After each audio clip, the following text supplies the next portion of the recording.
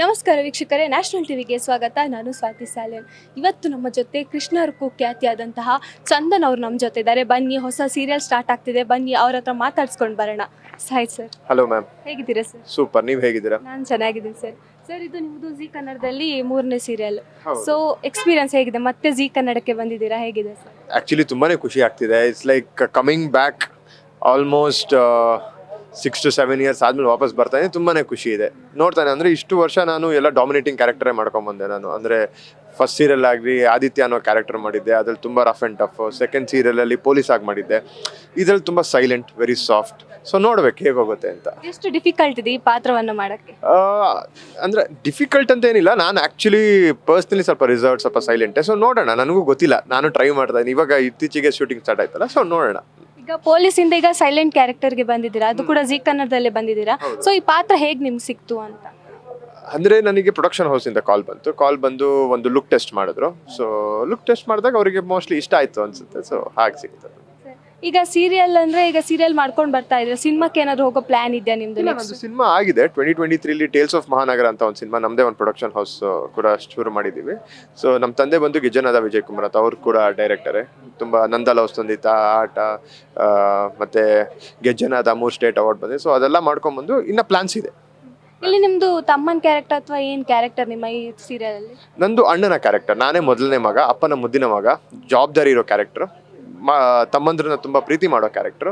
So yeah ನಿಮ್ಮ ಹೆಂಡತಿಯಾಗಿ ಬರೋರು ಸ್ವಲ್ಪ ಇಲ್ಲಿ ವಿಲನ್ ತರ ಕಾಣಿಸ್ಕೊತಿದ್ದಾರೆ. ಸೊ ನೀವು ಸ್ವಲ್ಪ ಸಾಫ್ಟ್ ಅಲ್ಲ, ಹೇಗಿದು ಮ್ಯಾನೇಜ್ ಆಗುತ್ತೆ? ಅದು ನಾವು ಕಾಯ್ತಾ ಇದೀವಿ. ಇನ್ನೂ ಮದುವೆ ಆಗಿಲ್ವಲ್ಲ, ಮದುವೆ ಆದ್ಮೇಲೆ ಹೇಗೆ ಬರುತ್ತೆ ಅಂತ ನಾನು ನೋಡ್ಬೇಕು. ಅದು ನನಗೂ ಸ್ಟೋರಿ ಏನು ಫುಲ್ ಹೇಳಿಲ್ಲ. ಸೊ ನೋಡೋಣ. ಇದರಲ್ಲಿ ಎಸ್ ನಾರಾಯಣ ಅವರಿದ್ದಾರೆ, ವಿನಯ್ ಸಜ್ಜು ಅವರಿದ್ದಾರೆ. ಸೊ ಏನಲ್ಲ ಅನ್ಸುತ್ತೆ? ಖುಷಿ ಆಗುತ್ತೆ. ಎಲ್ಲ ಎಸ್ ನಾರಾಯಣ್ ಸರ್ ಜೊತೆ ಆ್ಯಕ್ಟ್ ಮಾಡೋದೇ ಒಂಥರ ಸೌಭಾಗ್ಯ ಅಲ್ವಾ. ತುಂಬ ಖುಷಿ ಆಗುತ್ತೆ, ಅವರಿಂದ ಕಲಿಯೋದು ತುಂಬ ಇರುತ್ತೆ. ಸೊ ಇನಿಷಿಯಲ್ ಪ್ರೊಸೆಸ್ಸಲ್ಲಿ ಇದ್ದೀವಿ, ಹೋಗ್ತಾ ಹೋಗ್ತಾ ತುಂಬ ಕಲಿಬೇಕು ಅಂತ ಇದೆ. ಇದರಲ್ಲಿ ರುಕ್ಕು ಪಾರ್ಟಲ್ಲಿ ಬಂದವರು ಮೌನ ಅವರು ಗುಡ್ಡೆ ಮನೆಯವ್ರು ಮಾಡ್ತಿದ್ದಾರೆ. ಸೊ ನಿಮ್ಗೆ ಅನ್ಸುತ್ತೆ ಅವ್ರು ಮದುವೆ ಆದ್ಮೇಲೂ ಅಂದರೆ ಸೀರಿಯಲಲ್ಲಿ ಮದುವೆ ಆದ್ಮೇಲೂ ಆಟೋ ಈಗ ಓಡಿಸ್ತಿದ್ದಾರೆ, ಮದುವೆ ಆದ್ಮೇಲೂ ಅಲ್ಲಿ ಓಡಿಸ್ಕೊ ಬಿಡ್ತಾರಾ ಅಂತ?